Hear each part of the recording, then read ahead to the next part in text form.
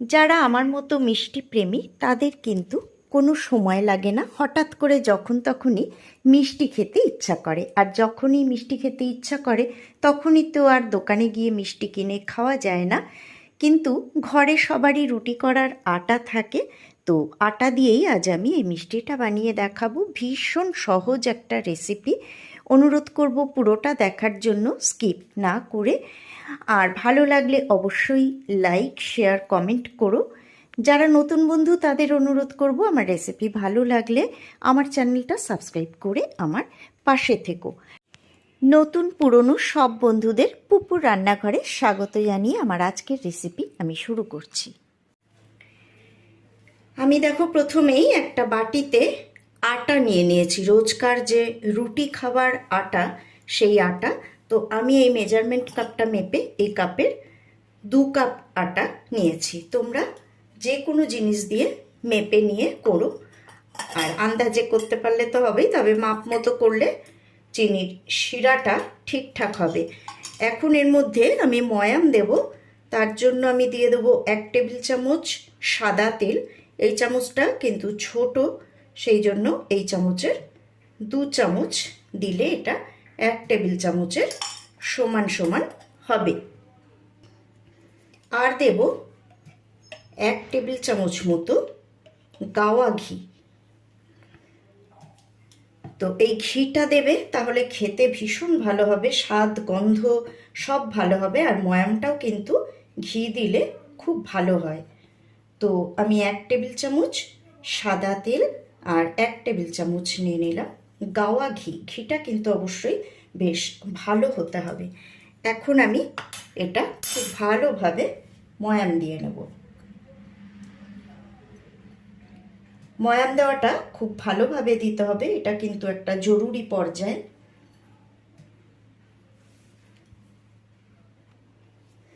আমার ময়াম দেওয়াটা হয়ে গেছে, তো দেখাচ্ছি। দেখো আমি কিন্তু 3-4 মিনিট ধরে এইভাবে বেশ ভালো করে সব দিক উল্টে পাল্টে নিয়ে ডলে ডলে ময়ামটা দিয়েছি। আর এবারে দেখে নিতে হবে, কিছুটা হাতে নিয়ে এইভাবে মুঠো করলে এরকম জমে যাবে। এটা সবাই জানো, তাও দেখিয়ে দিলাম। আর আবার হাত দিয়ে এরকম করলেই ঝুরঝুরে হয়ে ভেঙে যাবে। এটাকে এবার আমি মেখে নেব। তো আমি নর্মাল যে জল, সেই জল অল্প অল্প করে দেব, খুব বেশি কিন্তু দিয়ে ফেলবে না। অল্প অল্প করে দিয়ে এটাকে আমি যেরকম রুটির জন্য আটা মাখা হয় সেইভাবে মেখে নিলেই কিন্তু হয়ে যাবে। ওর থেকে নরম বা শক্ত এরকম কোনো ব্যাপার নেই। তো অল্প অল্প করে জল দেবে, যেহেতু ভালো মতো ময়ান দেওয়া আছে, জল কিন্তু খুব বেশি লাগবে না।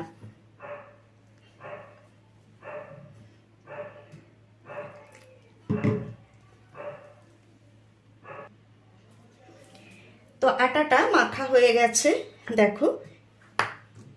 এবার আমি এটাকে ঢাকা দিয়ে রেখে দেব। আর ততক্ষণ আমি চিনির শিরাটা করে নেব। চিনির শিরাটা করতে যেটুকু সময় লাগবে ততটুকুই আমি এটাকে ঢাকা দিয়ে রেখে দেব। আমি চিনির শিরাটা করব বলে একটা কড়াই গ্যাসে বসিয়ে দিয়েছি। আমি গ্যাস কিন্তু এখনো জ্বালিনি। আর দেখো এই কাপ মেপে আমি যেহেতু আটা নিয়েছিলাম, এই কাপের আমি 1/2 কাপ চিনি এখানে নিয়ে নিচ্ছি। কারণ চিনির শিরা আবার খুব বেশি হয়ে গেলে তো সেটা আবার পড়ে থাকবে, আবার কিছু করতে হবে। আর আমি এতে 1/2 কাপ জল অ্যাড করে দিচ্ছি। জল খুব বেশি দেওয়ার দরকার নেই, তাহলে কিন্তু টানাতে আবার গ্যাসও পুড়বে, সময়ও যাবে। এইবার আমি গ্যাসটাকে অন করে দেব।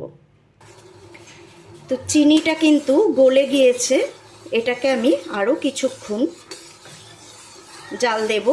আমি সময়টা এখনই বলতে পারছি না, কারণ চিনিটা আমাকে দেখে নিতে হবে শিরাটা ঠিকঠাক হয়েছে কিনা। তো এখন আমি ফ্লেমটা একটু বাড়িয়ে দিচ্ছি, তাহলে তাড়াতাড়ি হয়ে যাবে। তো এই চিনির শিরাটা আমি আরও 2 মিনিট হাই ফ্লেমে জাল দিয়ে নিয়েছি। এখন একটু আমি চেক করে নেব। হাতে একটুখানি আঠা আঠা লাগলেই কিন্তু এটা হয়ে যাবে। তো চিনির শিরাটা কিন্তু আমার রেডি। এটা একদম পাতলাও করা যাবে না, তাহলে কিন্তু মিষ্টিগুলো ভালো হবে না, নরম হয়ে যাবে। আর খুব ঘন করলে আবার চিনিটা জমে যাবে, সেই জন্য দেখে নিতে হবে। তো আমি হাতে করে দেখে নিলাম, এটা একদম ঠিক আছে। আমি ফ্লেমটা লো করে দিলাম, দিয়ে তোমাদের দেখাচ্ছি। দেখো, এবার আমি এর মধ্যে কয়েক ফোঁটা লেবুর রস দিয়ে দেব, যাতে ঠান্ডা হলে এটা জমে না যায়।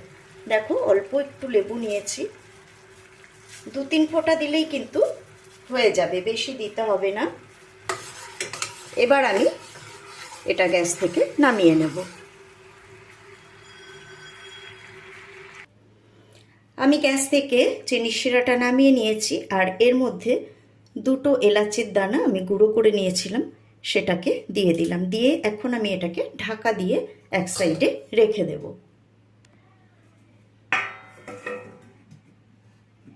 ঢাকা দিয়ে দিলাম যাতে গন্ধটা চলে না যায়, এলাচের যে সুগন্ধ সেটা নইলে চলে যাবে। এবারে আমি মেখে রাখা আটাটা নিয়ে নিলাম, এটাকে আর একবার একটু হাত দিয়ে ভালো করে গলে নেব। এটা সুন্দরভাবে সেট হয়ে গেছে, আর একটুখানি নরম হয়ে গেছে আগের থেকে। এবার আমি এটার থেকে লেচি করে নেব। তোমরা যেমন পরত চাও সেই রকম লেচি করবে। লেচির ওপরেই কিন্তু নির্ভর করবে পরতগুলো কেমন হবে।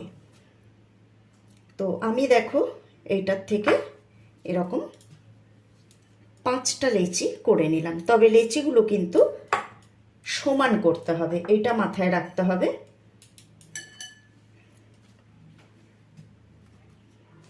এইভাবে আমার 5টা লেচি হলো। এবার এগুলো বেলে নেওয়ার পালা।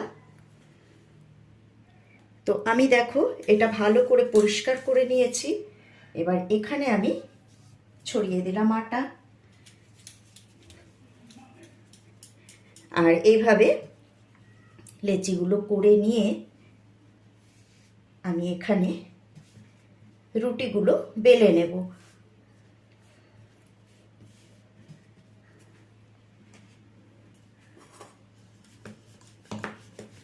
রুটিগুলো বেশ পাতলা হবে, তাই পাতলা করতে গেলে যতটা বড় করার দরকার ততটা বড়ই এটা করতে হবে।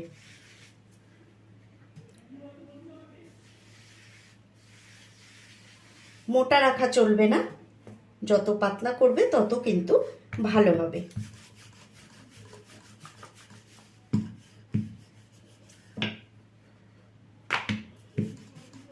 আমি দেখিয়ে দিচ্ছি এটা আমি কতটা পাতলা করছি। আমি বেলে নিয়ে তারপর তোমাদের দেখাচ্ছি।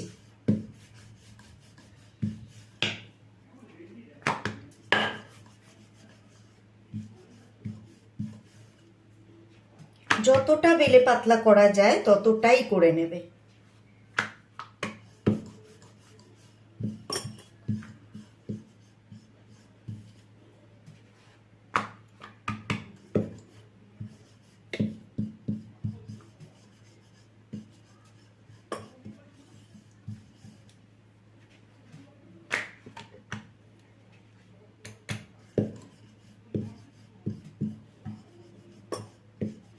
তো দেখো আমার একটা রুটি বেলা হয়ে গেছে, আর যতটা সম্ভব আমি পাতলা করে নিলাম। বুঝতেই পারছো কেমন পাতলা হয়েছে। এই দেখো আমার হাত দেখা যাচ্ছে ওপাশে, এরকমই পাতলা করে নিতে হবে। তো খুব পাতলা হয়েছে দেখাতে গিয়ে তোমরা খেয়াল করেছো হয়তো, মানে আমার আঙুল ঢুকে ছিঁড়ে গেছে, এতটাই পাতলা হয়েছে। তো আমি একটু এখানে এইভাবে চাপ দিয়ে জোড়া দিয়ে দিলাম, এতে কোনো অসুবিধা নেই। এইভাবে আমি প্রত্যেকটা কিন্তু বেলে নেব। তো আমার রুটিগুলো বেলা হয়ে গেছে দেখো। এবার আমি কি করব, আর একটা জিনিস খেয়াল রাখবে, রুটিগুলো যাতে সমান হয়। সামান্য একটু ছোট বড় হলে কোনো ক্ষতি নেই, কিন্তু অনেক ছোট বড় যাতে না হয়ে যায়। তো এখন দেখো আমি এর মধ্যে একটা রুটি দিলাম, দিয়ে আমি একটুখানি সাদা তেল এর মধ্যে দিয়ে দিচ্ছি। তো আমি একটা ব্রাশ দিয়েই এটা মাখিয়ে দিচ্ছি, হাত দিয়ে মাখিয়ে দিলেও হয়, তো আমি আর হাতে লাগাচ্ছি না, ব্রাশটা দিয়েই মাখিয়ে দিচ্ছি। তেলটা দেখো রুটির গায়ে ভালো করে মাখিয়ে দিলাম।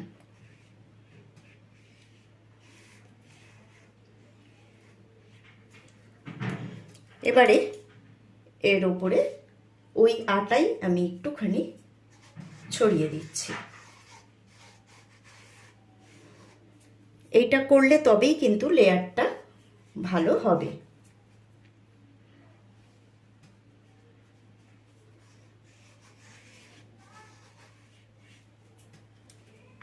এবারে আমি এর উপরে আবার একটা রুটি দিয়ে দিলাম। দেখো এটা কিন্তু সামান্য একটু ছোট হয়েছে, তাতে কোনো অসুবিধা নেই।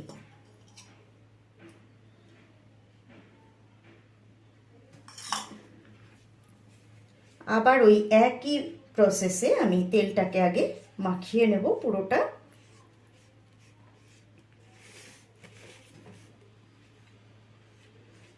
আর এর উপরে আবার আমি একটুখানি আটা ছড়িয়ে দেব। এইভাবে কিন্তু আমি সব কটা রুটি একইভাবে একটার পর একটা দিয়ে দেব। তো আমি সবগুলো করে নিয়ে আবার ফিরে আসছি। তো সব কটা রুটি কিন্তু দেওয়া হয়ে গেছে, এটা লাস্ট রুটি। এবারে কি করব দেখো, যে কোনো একদিক থেকে এইভাবে আমি ঘুরিয়ে দিচ্ছি, দেখতে সুবিধা হবে। এইভাবে এটাকে রোল করতে থাকবো।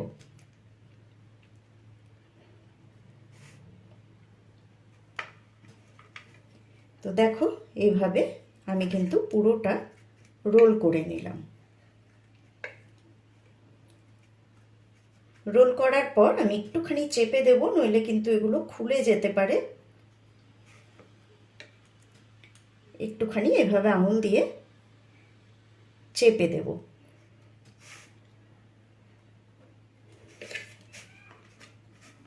দিয়ে একটুখানি এভাবে হাত দিয়ে একটুখানি ঘুরিয়ে দেব।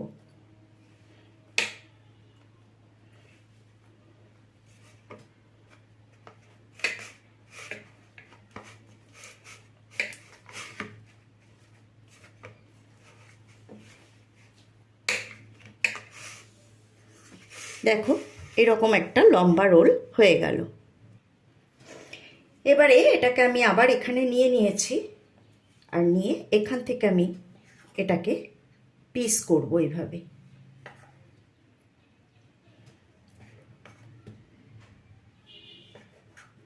এইভাবে পিস করে নেব।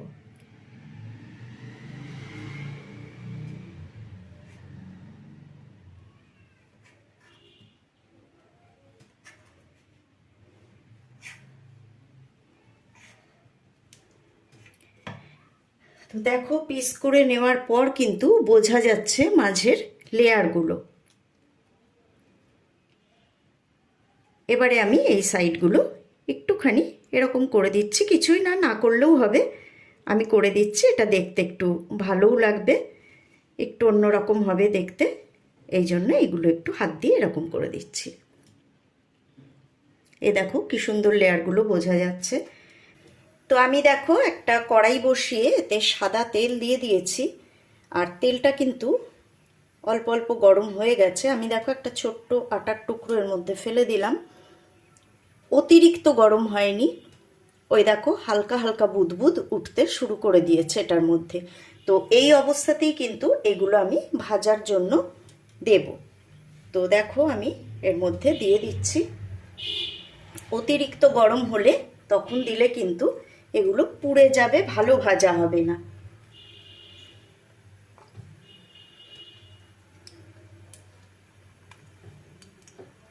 আর ফ্লেমটা কিন্তু আমি একদম লো রেখে দিয়েছি, গরম হওয়ার পর লো করে দিয়েছি। লো ফ্লেমে আস্তে আস্তে ভাজতে হবে। আর আমি দেখো একটা ছোট্ট কড়াই নিয়েছি, তাতে তেল দিয়েছি। যেগুলো ডুবো তেলে ভাজবার জিনিস সেগুলো কিন্তু চেষ্টা করবে ছোট্ট কড়াইয়ে করতে, তাহলে তোমার তেলের পরিমাণ কম লাগবে, বেশি তেল নষ্ট হবে না। তো এগুলো এখন নাড়াচাড়া করব না, মিনিট খানেক অন্তত এগুলো ভাজা হবে। মিনিট খানেক মতো হয়ে গেছে, এখন আমি আস্তে করে এগুলোকে উল্টে দেব।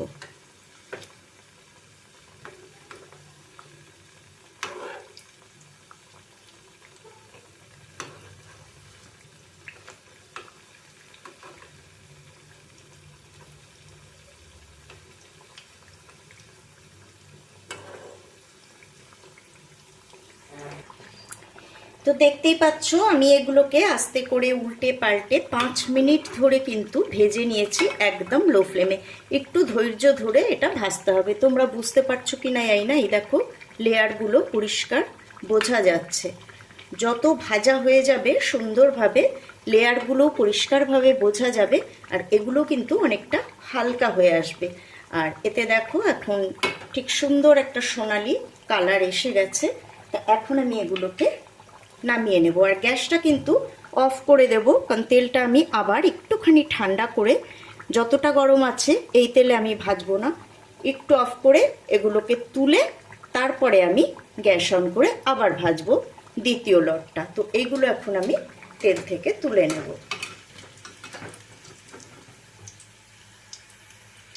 তো দেখো আমি গ্যাসটা অফ করে, এখন কিন্তু গ্যাসটা অফ করাই আছে, আর এই তেলের মধ্যে আমি পরের লটটা দিয়ে দিলাম। এখনও আমি গ্যাসটা জ্বালিনি, আমি এই বুদবুদটা মোটামুটি শেষ হলে গ্যাসটা জ্বালবো।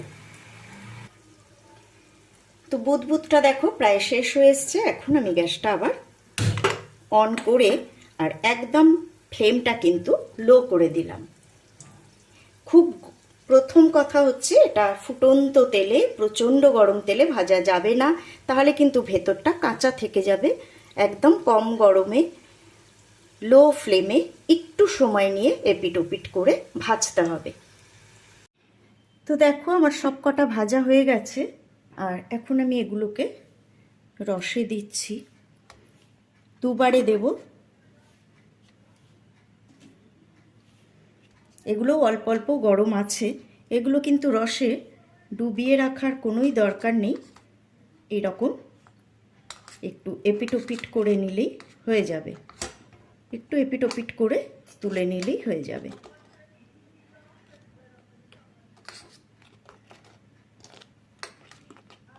এইভাবে আমি দু পিঠে একটুখানি রস লাগিয়ে নেব। তো দেখো দু পিঠ রসে ডুবিয়ে নিয়েছি এপিট ওপিট করে, আর এবারে রসটাকে একটু এভাবে ঝরিয়ে আমি একটা প্লেটে তুলে নেব। বন্ধুরা রেসিপিটা কেমন লাগলো আমাকে অবশ্যই কমেন্ট বক্সে কমেন্ট করে জানিও।